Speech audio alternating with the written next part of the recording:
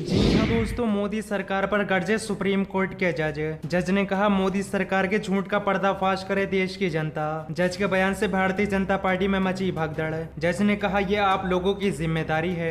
अगर आप भी मोदी सरकार की नीतियों का विरोध करते हैं तो लाइक कीजिए इस वीडियो को और चैनल को सब्सक्राइब करने के बाद घंटी बजाना बिल्कुल ना भूलें। बढ़ते हैं पहली खबर की तरफ। जस्टिस चंद्रचूड़ ने बुद्धिजीवियों से की अपील। कहा सरकार के झूठ का पर्दाफाश करें ये आप लोगों की जिम्मेदारी है।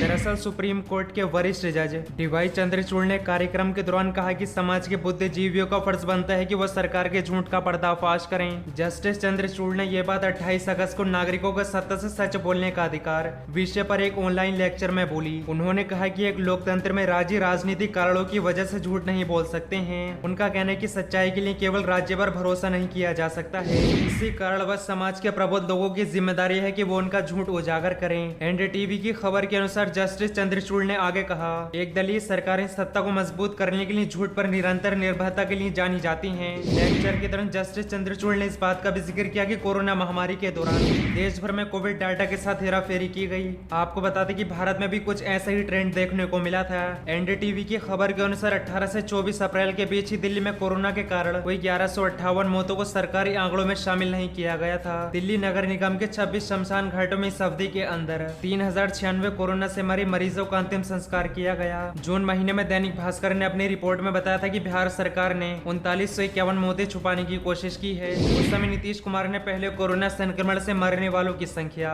5424 बताई थी, लेकिन बढ़ते दबाव के चलते सरकार ने स्वीकार किया कि वो आंकड़े सही नहीं थे। बिहार में कोरोना से तब 5424 नहीं बल्कि 9375 लोगों की मौत हुई थी। जस्टिस चंद्रचूड़ ने लेक्चर के दौरान यह भी कहा कि आजकल फेक न्यूज का चलन भी बढ़ता जा रहा है। उन्होंने कहा ट्विटर जैसे सोशल मीडिया पर झूठ का बोलबाला है। सच्चाई के बारे में लोगों का चिंतित न होना सत्य के बाद की दुनिया में एक और घटना है। बढ़ते हैं अगली खबर की तरफ। किसान नेता राकेश टिकैत ने मोदी सरकार पर बोला हमला। किसानों को खालिस्तानी बताने वाला मीडिया सरकार को तालिबानी क्यों नहीं बताता है। दरअसल भाजपा शासित हरियाणा में शनिवार को किसान प्रदर्शनकारियों पर हुई बर्बर कार्रवाई के लिए भाजपा सरकार की निंदा की जा रही है। खुद को गरीब और किसान हतेशी बताने वाली भाजपा सरकार किसानों पर ऐसी शर्मनाक कार्रवाई करने के मामले में विपक्षी दलों के निशाने पर तो बनी हुई है, वहीं अब आम जनता भी इसका कड़ा विरोध कर रही है। इस मामले में भारतीय किसान यूनियन के प्रवक्ता किसान नेता राकेश टिकैत ने भाजपा सरकार को तालिबानी विचारधारा वाली सरकार करार दिया है। दरअसल इस वक्त किसान नेता भाजपा शासित हिमाचल प्रदेश के दौरे पर हैं, जहां आज वे सोलन पहुंचे थे। सोलन में किसानों से बातचीत के बाद उन्होंने भाजपा सरकार पर खूब जुबानी हमले बोले हैं। उन्होंने कहा कि हिमाचल प्रदेश में कई ऐसे क्षेत्र हैं जहां कभी भी किसानों की फसल की खरीद कभी एमएसपी पर नहीं होती है। क्या इस क्षेत्र को दबा कुचला माना गया है, इसलिए क्षेत्र में एमएसपी पर खरीद नहीं होती। यही क्षेत्र में आंदोलन नहीं किए जाते, इसलिए यहाँ किसानों को एमएसपी नहीं मिलता है। इसी दौरान हरियाणा के उप मुख्यमंत्री दुष्यंत चौटाला द्वारा किसानों पर लाठीचार्ज करने वाले पुलिस अधिकारियों पर कार्रवाई किए जाने के सवाल पर किसान नेता राकेश टिकैत ने कहा कि उन पुलिस अधिकारियों की पोस्टिंग की जानी चाहिए नक्सली क्षेत्र में। ऐसे अधिकारी की इसी तरह के क्षेत्रों में जरूरत है। इसके अलावा किसान नेता राकेश टिकैत ने कहा कि हमें खालिस्तानी दिखाया जाता है। अगर मीडिया पर किसानों को खालिस्तानी बताया जाता है, अगर हम खालिस्तानी हैं तो इस देश पर सरकारी तालिबानियों का कब्जा हो चुका है और इसका पहला कमांडर भी मिल चुका है। दरअसल जब से किसान आंदोलन शुरू हुआ तब से देश के बिकाऊ मीडिया ने किसान प्रदर्शनकारियों की छवि को खराब करने के लिए उन्हें खालिस्तानी बताते हुए लोगों को उनके खिलाफ भड़काने का काम किया है। बढ़ते हैं अगली खबर की तरफ। आप सांसद संजय सिंह ने योगी सरकार पर बोला हमला। योगी सरकार में तिरंगा फहराना अपराध हो गया है। दरअसल आम आदमी पार्टी की तरफ से रविवार को तिरंगा यात्रा निकाली गई, जिसमें दिल्ली के मुख्यमंत्री मनीष सिसोदिया, सांसद संजय सिंह, प्रदेश अध्यक्ष अजीत सिंह समेत आपके हजारों कार्यकर्ता तिरंगा यात्रा में शामिल हुए। तिरंगा यात्रा के समापन के बाद उसमें शामिल हुए अब कार्यकर्ताओं के ऊपर आगरा के लोहामांडी थाने में एफआईआर दर्ज किया गया है। तिरंगा यात्रा के बाद मुकदमा दर्ज होने पर संजय सिंह ने कहा कि योगी सरकार ब्रिटिश हुकूमत की तरह काम कर रही है।